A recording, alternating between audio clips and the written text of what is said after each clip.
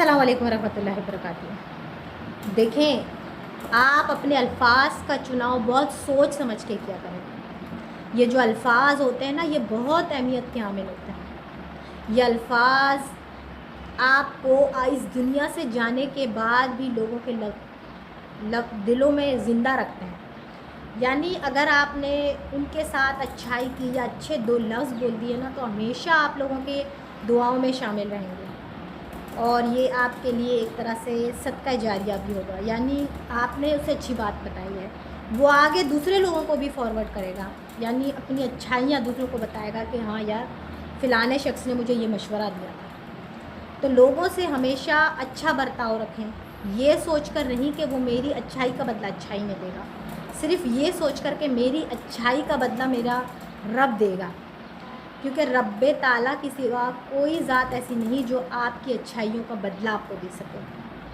तो हमेशा लोगों को अच्छे अल्फाज़ों से पुश करने की कोशिश करें। यानी वो अगर गिर रहा हो, उसके पास कोई अच्छी बात ना हो, सोचने के लिए कोई अच्छी चीज़ ना हो, वो डिप्रेस्ड हो या वो स्ट्रेस्ड में हो कि मैं ये इस हालात में क्या करूँगा, तो आप उनको उनके अच्छे वर्ड्स आप दे सकते हैं। ये लफ्ज़ उसको मुतमईन कर सकते हैं, ये लफ्ज़ उसको जीने का एक नया जो है वो दे सकते हैं कि वो अच्छे से अपनी लाइफ को वो करें।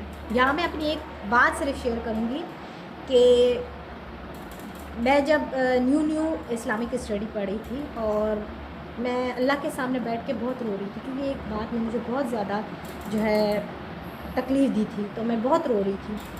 मैंने अल्लाह से मदद मांगी, तो अल्लाह पाक अपने बंदे को कभी तन्हा नहीं छोड़ते। जो मदद आई मेरे लिए, उन्होंने मुझे कहा कि बेटा क्यों रो रही हो। मैंने कहा मैं मतलब बहुत ज़्यादा वो हूँ और मुझे ऐसे मैंने मतलब अपना डिस्कस किया मसला। भाई ने कहा कि बेटा किसके लिए बर्दाश्त करिए। मैंने कहा अल्लाह के लिए। बोला बस बर्दाश्त करो। फिर उन्होंने कहा कि मैं यानी तुम्हारा भाई तुम्हारे पीछे है और जब तक मैं ज़िंदा हूँ तुम्हें कोई कुछ नहीं कह सकता।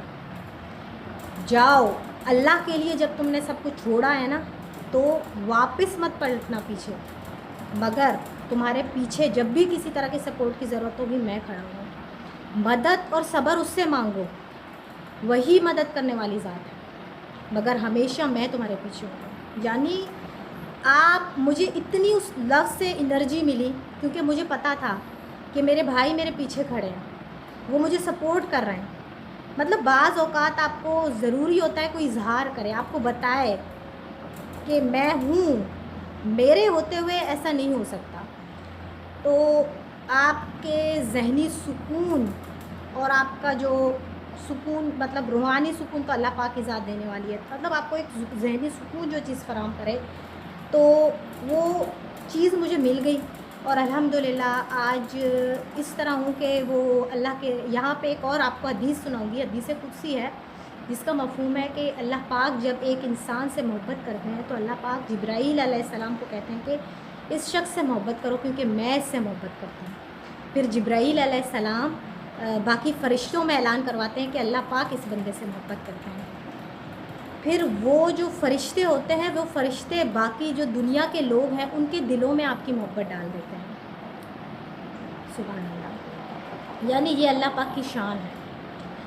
शुरुआत में आपको मुश्किलात सहनी पड़ती हैं, थोड़ा बहुत आपको दीन का जब आप सफ़र शुरू करते हैं तो मुश्किलात आती हैं इंसान की ज़िंदगी में, मगर ये नहीं है कि हमें अपने हाथ पे हाथ धर के बैठना चाहिए। अल्लाह पाक हमें समझने की